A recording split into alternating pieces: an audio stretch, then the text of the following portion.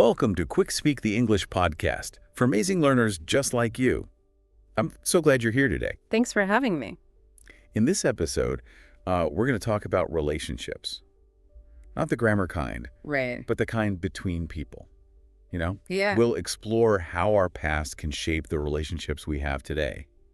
Sometimes, without realizing it, we might repeat patterns from our childhood or attract partners who aren't good for us. That's a really interesting topic. So get comfortable and let's learn how to build healthier and happier connections with the people in our lives. It's fascinating, isn't it? We often talk about emotional unavailability. Right. But what does that actually mean in a relationship? That's a great question.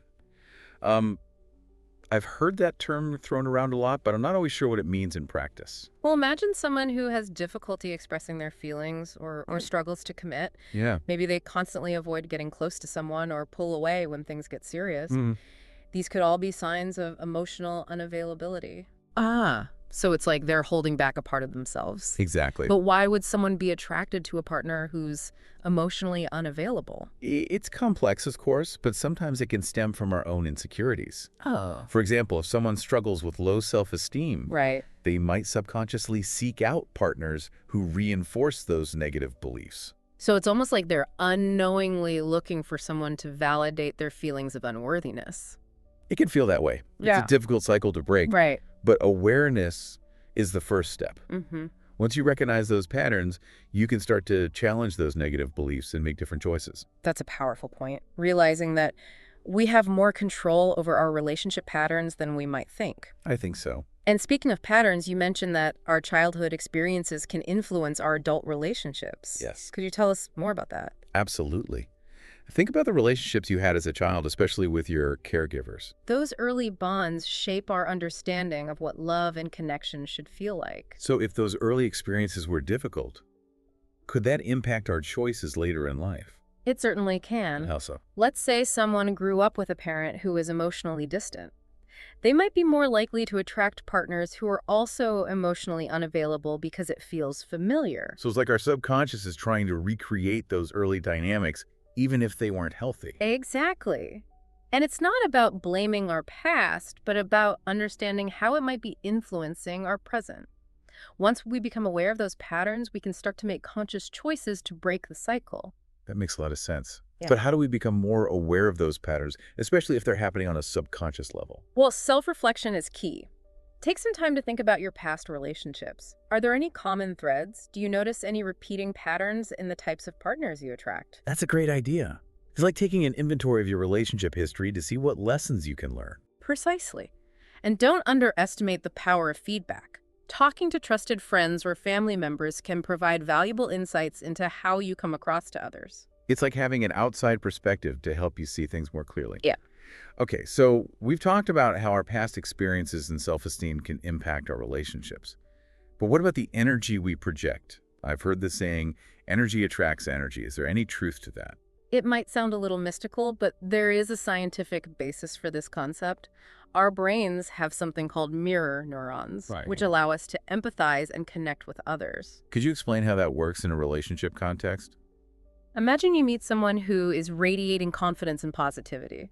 Okay. Those mirror neurons in your brain actually fire in response, creating a sense of connection and shared energy.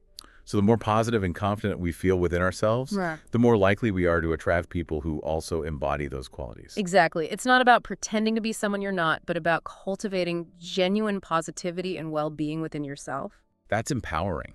It means we have more influence over the types of people we attract than we might realize. Absolutely.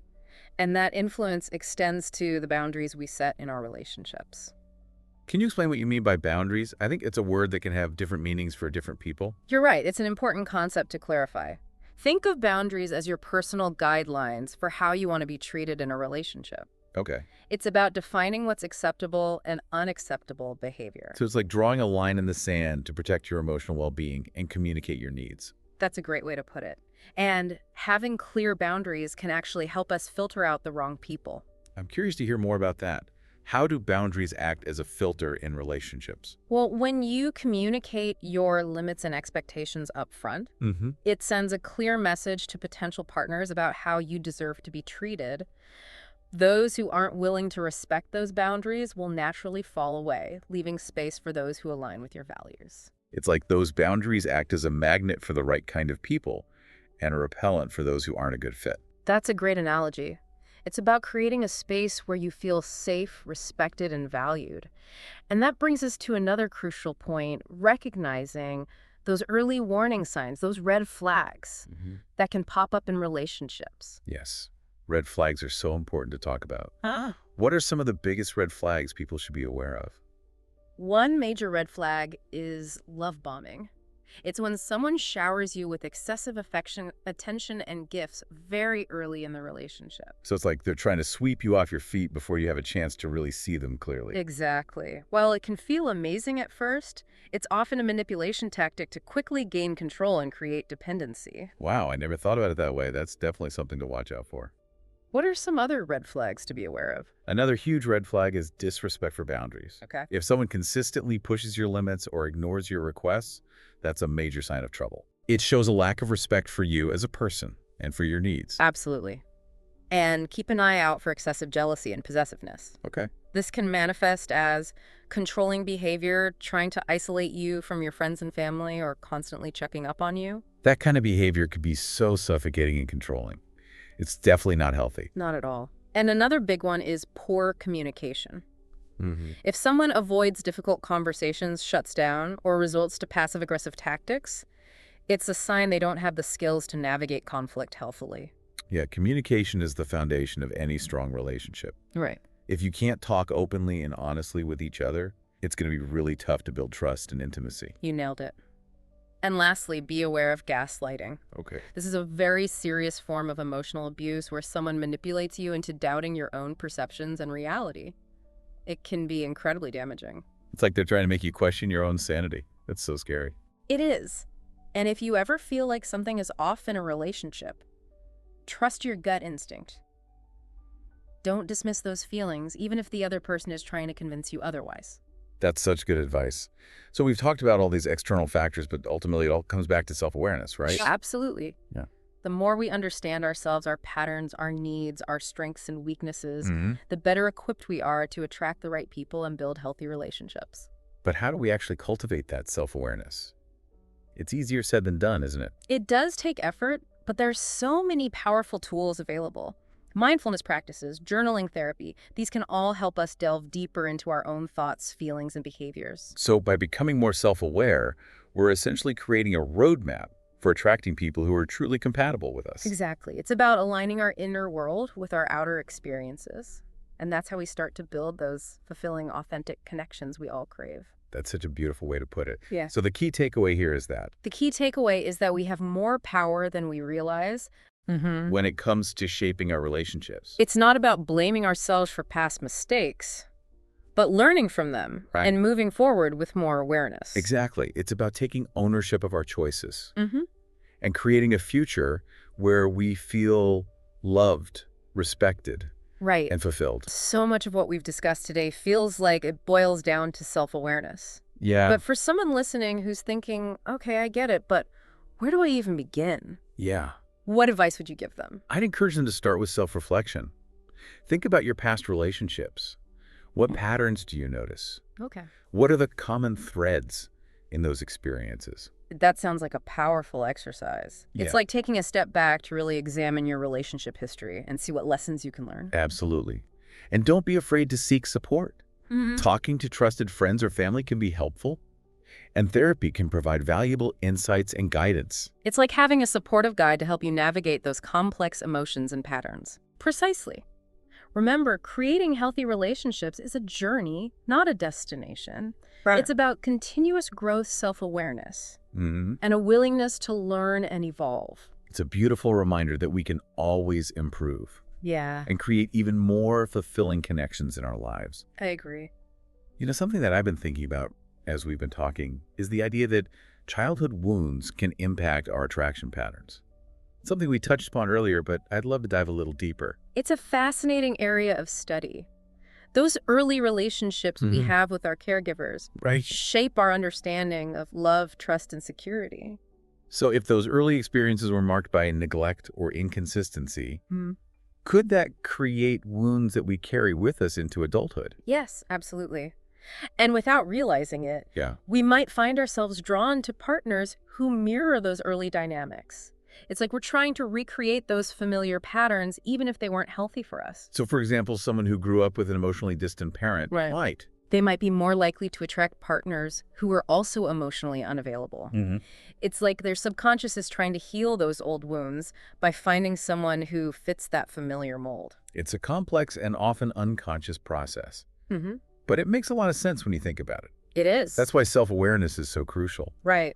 Once we start to recognize those patterns, we can begin to break the cycle. Yeah. And therapy can play a role in that process, right? Absolutely. Therapy provides a safe and supportive space to explore those childhood wounds Okay. and develop healthier coping mechanisms. So if we find ourselves repeating unhealthy patterns in our relationships, it might be worth exploring those early childhood experiences to see if there are any unresolved issues that need to be addressed. It's about connecting the dots and understanding the root of those patterns. And remembering that healing is possible. We can break free from those cycles Absolutely. and create relationships that are truly fulfilling and nurturing. That's a powerful message of hope. As we wrap up this conversation, is there anything else you want to leave our listeners with? Any final words of wisdom? I would just encourage everyone to be kind to themselves. We all make mistakes, we all have baggage, and that's okay. Right. It's about learning from those experiences and using them to create a brighter future. It's about embracing our imperfections Yeah. and recognizing that we're all worthy of love and connection. Beautifully said. I truly believe that by cultivating self-awareness and embracing our worthiness, we open ourselves up to the possibility of attracting amazing relationships into our lives. I think that's a message we can all get behind. Thank you so much for sharing your insights with us today. It's been my pleasure. It's been incredibly enlightening. I hope our listeners feel empowered to create those loving and fulfilling relationships they deserve. And for our amazing QuickSpeak listeners out there, remember to subscribe to our podcast for more insightful episodes on all things English learning. Yes, definitely. Be sure to visit the website in the description below for vocabulary lists and exercises related to today's show. We have some fantastic resources to help you practice and improve your English. That sounds helpful. Until next time, keep practicing, keep learning, and keep shining bright. Great advice. Bye for now. It's so true. We all deserve happiness and healthy connections in our lives. And I think it's important to remember that attracting the right people isn't just about external factors.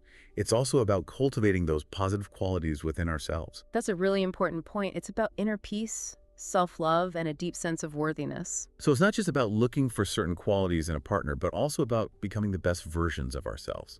Exactly. When we radiate those positive qualities from within, we naturally attract people who align with those same vibes. It's like we become a magnet for the kind of people who will support and appreciate who we truly are. And that's when we can create those deep, meaningful connections that bring joy and fulfillment to our lives. Well, I think we've covered so much ground today. It's been such a fascinating conversation.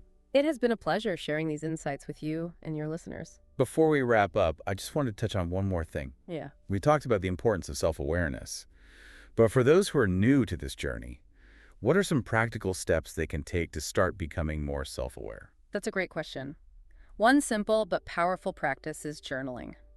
Take some time each day to reflect on your thoughts, feelings, and experiences. Notice any recurring patterns or themes that emerge. So it's like becoming a detective of your own inner world, looking for clues about your patterns and behaviors. Exactly. Another helpful practice is mindfulness. Take some time each day to simply be present with your breath and your body. Notice the thoughts and feelings that come up without judgment. Mindfulness can be a great way to become more aware of our thoughts and emotions in the moment without getting swept away by them. Absolutely. And don't underestimate the power of feedback from trusted friends or family members. They can offer a different perspective on how you interact with others and how you come across in relationships. Sometimes it takes an outside perspective to help us see things more clearly. And remember, self-awareness is an ongoing journey, not a destination. Be patient with yourself and celebrate the small victories along the way. That's such a great reminder. It's about progress, not perfection. Well, thank you again for joining us today. It's been such an insightful and inspiring conversation. It's been my pleasure. I hope your listeners feel empowered to create those healthy and fulfilling relationships they deserve. And for all our amazing QuickSpeak listeners out there, thank you so much for tuning in. If you enjoyed this episode, don't forget to subscribe to our podcast for more insightful conversations about relationships and personal growth. We have new episodes every week to help you improve your English and connect with the world around you. And be sure to visit the website in the description below for vocabulary lists and exercises related to today's show. We have some fantastic resources to help you practice and expand your English skills. Until next time, keep practicing, keep learning, and keep shining bright. Bye for now.